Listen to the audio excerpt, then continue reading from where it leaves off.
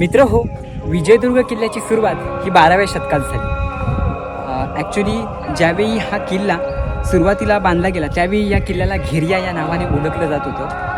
आणि शिलाहार राजवंशातील राजा भोज याने हा किल्ला 1193 ते 1205 या कालखंडात 5 एकरमध्ये हा किल्ला बांधला. आता त्यानंतर हा किल्ला बहामनी राजवटीखाली गेला आणि बहामनी राजवट ही त्यावेळी 5 भागामध्ये डिवाईड झालेली. ती कोणती?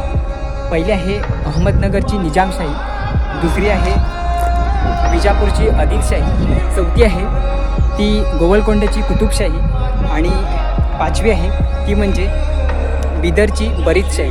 अशा 5 भागामध्ये ही बहामनी राजवट विभागली होती. तर त्यावेळी आदिलशाहीच्या वाट्याला कोकण प्रांत होता आणि विजयदुर्ग किल्ला हा आदिलशाही वाट्याला होता. तर इसवी सन 1653मध्ये छत्रपती शिवाजी महाराजांनी हा किल्ला आदिलशाहीकडून जिंकून घेतला आणि त्यानंतर या किल्ल्याचे महत्त्व लक्षात घेऊन महाराजांनी या किल्ल्याचे नाव विजयदुर्ग असे ठेवले.